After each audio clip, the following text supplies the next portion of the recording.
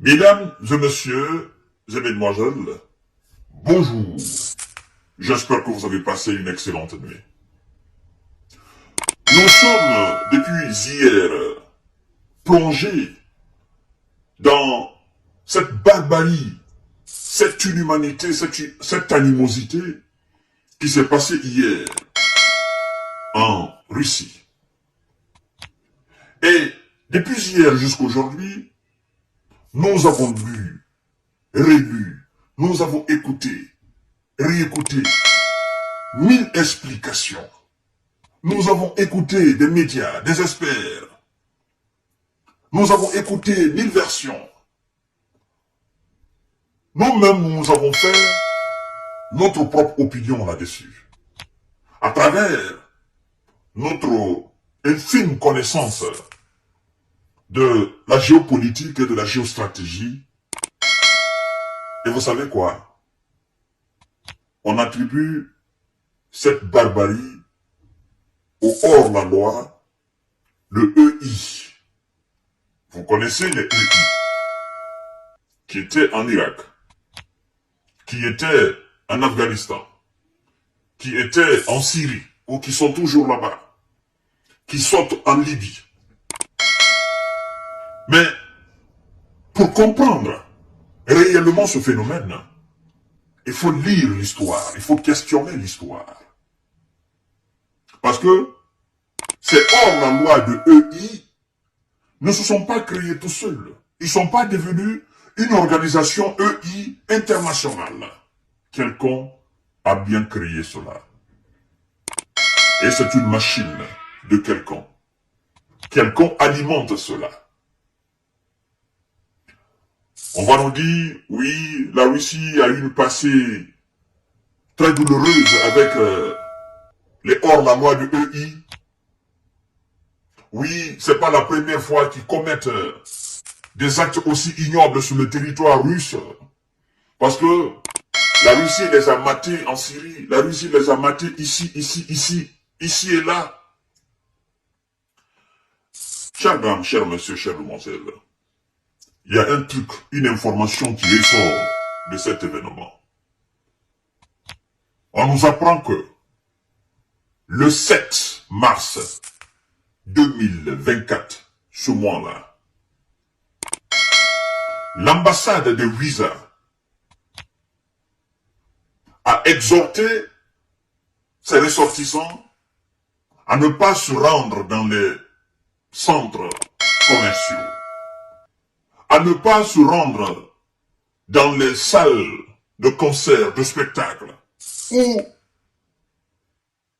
peut se trouver du monde.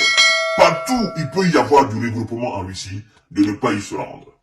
Parce que ils auraient intercepté une communication. Ils ont eu vent de quelque chose.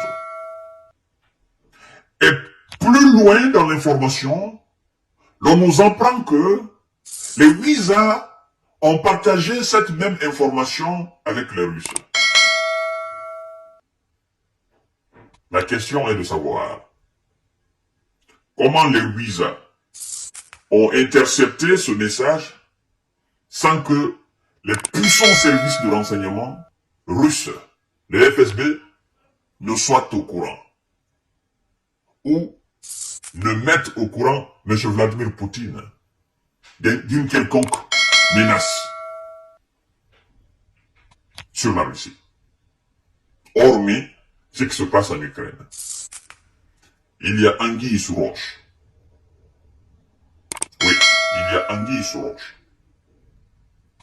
Mais laissez-moi vous dire, ce qu'on appelle EI, l'organisation internationale EI, qui les a créés?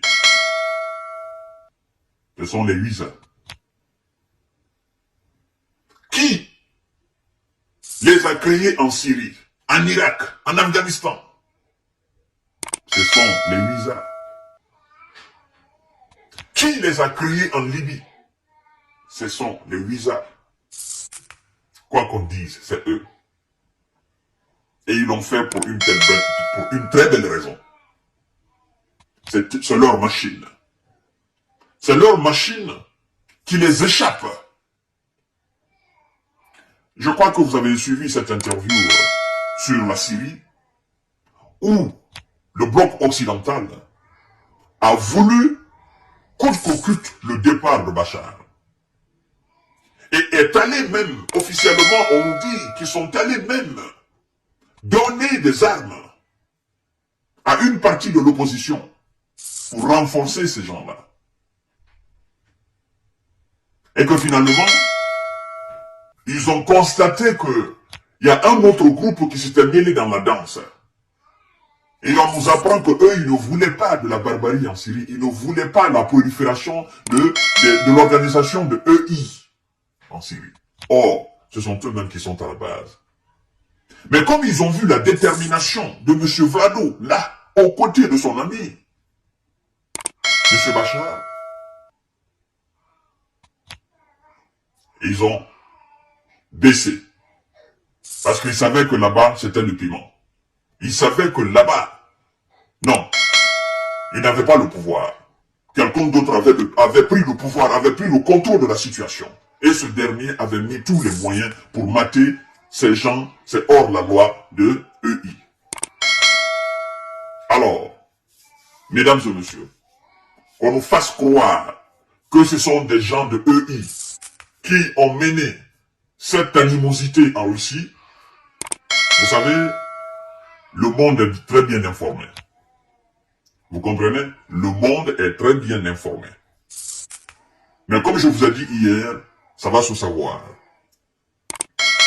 Ça va se savoir parce que ceux qui ont fait cela ne se rendaient même pas compte qu'en attribuant cela à l'organisation de EI, l'organisation mafieuse de EI, ils ne se rendaient pas compte qu'ils ont en quelque sorte plané la menace sur toutes les capitales occidentales.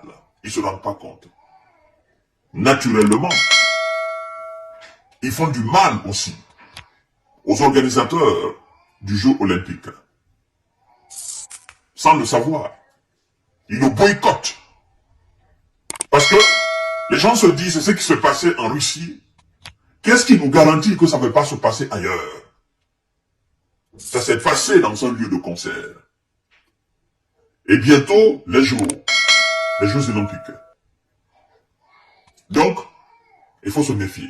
D'ailleurs, on nous apprenait qu'à travers les propos de MC, les gens avaient commencé déjà à annuler les réservations de billets pour assister aux Jeux. Et ce qui vient de se passer maintenant là, ah non, ça va refroidir encore les ardeurs des gens. Ça va refroidir encore ceux qui étaient requinqués pour venir, pour aller à Paris, aller assister à ces Jeux. Et en faisant cela, en attribuant à EI, parce que s'ils avaient attribué à l'Ukraine, on se serait dit oui, c'est entre eux. Mais en attribuant à EI qui peut frapper partout, qui peut attaquer partout, dans toutes les capitales, dans toutes les grandes villes du monde entier, ils font planer la menace sur toutes les villes occidentales. C'est pas seulement à la Russie qu'on fait du mal, mais c'est à tous les pays européens, tous les pays, toutes les capitales, toutes les grandes villes. Les gens sont sur les qui-vive. Partout. Vous voyez? En voulant faire du mal à l'autrui, on se fait du mal tout seul. Et actuellement, à l'instant où je suis en train d'enregistrer des vidéos, je sais, tous les États occidentaux sont en train de prendre des mesures draconiennes. Mais, chères dames, chers messieurs, chères demoiselles, le FSB est sur le pied. La Russie va sortir les véritables responsables. Et vous allez voir ce qui va se passer. En tout à l'heure, pour notre série d'informations de décortiquage, partagez la vidéo dans tous les groupes possibles. Ça va se savoir et le monde saura réellement qui est-ce qui est derrière. Mais vous savez, les Russes savent. Ils savent qui a fait cela, qui est derrière cela, qui profite. Le crime profite à qui? Parce que c'est une belle question. Le crime profite à qui? Voilà. Partagez la vidéo dans tous les groupes possibles. Abonnez-vous sur cette page et activez la cloche de notification pour ne plus rater mes vidéos. Merci beaucoup et bon samedi à vous.